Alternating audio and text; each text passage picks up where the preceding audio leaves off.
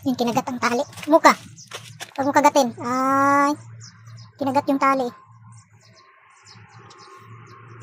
Diyan ka muna. Hindi kasi siya mapakali. Pag tatagal siya dyan, Madam Tropa Pets, mag-ingay. Pero andito naman ako. Palagi ko siyang sinusuplak pag mag-ingay at saka para titigil. Diyan ka. Ano ka eh. Kailangan nating tigilan ang iyong kalandian. Ano ba yan, mami? Pasensya na. Talagang ganyan ang buhay. Para hindi kawawa yung mga magiging anak mo. Ay, naku ah. Ay. Yung mga katropa, si Mami Muka. Talagang hindi mapakali. Tapos, hindi ko alam kung mamaya, pagdating namin galing sa farm, kasi aalis din kami. Ngayon, hindi pa kasi tapos yung trabaho dun sa farm. Baka pagbalik ko, wala na naman si Mami Muka. Magaling kasi ito, napakatalino na aso. Magaling lumusot dito sa mataas na pader. Yan kasing taas ko. Magaling tumalon.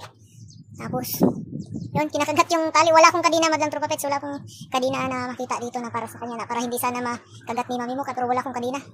Yan lang talaga yung tali na, yung tawag nito. Tali na available dito. Kaya, yan na muna. Pero baka mamaya, wala na naman to, nakalusot na naman, pero double naman yun kahit maputol na yung tali, makatalon siya dito sa bakod. Meron pa namang short. Kaso lang, yung pikpik niya nilabas. Ano ba yan? Sana hindi talaga matuloy itong buntis. Kunting tiis lang yan, 2 linggo. Pwede natin pakawalan si Mami Muka kapag parang makita natin na hindi na nagmaga yung niya. O hindi na, itingnan natin kung anong resulta ng ginagawa natin. Sana hindi mabuntis at hindi pa ito nakasta. At yun lang, Madam Tropa Pets, ako'y maghahanda na. Kasi alis na kami. Inaantay ko lang yung niluluto ko para mabigay ko agad sa kanila bago kami alis. Diyan ka lang, Mami! Diyan ka lang! Diyan ka lang! Diyan! Diyan! Diyan! Diyan! Diyan! Diyan! Diyan! Diyan! Diyan! Diyan! Diyan! Yan, double yung yan. May short pa, may tali, may kulungan. Tatlo na yan, Madam Tropa Pets. May short, may tali, may kulungan. Tingnan natin kung yan.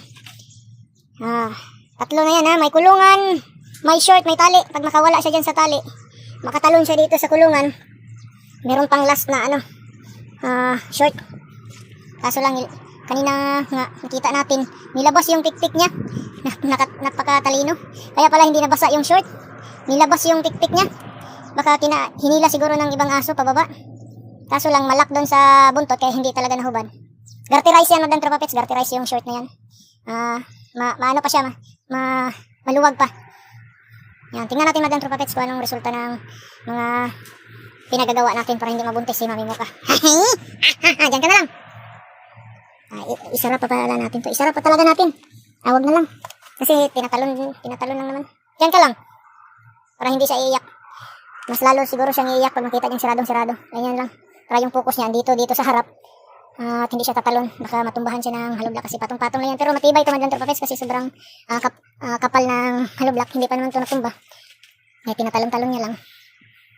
Pero para hindi siya tatalon, wag na lang natin ito isara. Yung bungad. Para yung focus niya rin dito. Nag-aabang. Hindi na siya magpunta doon, kahit saan. Dito na lang siya sa bungad. Ganyan. At hanggang dito na lang, Madam Tropa Pets. Kita-kits sa susunod nating episode. Meron tayong nilagay kang Mami Muka na 3 depensa. Nakatali, may kulungan, tapos may short.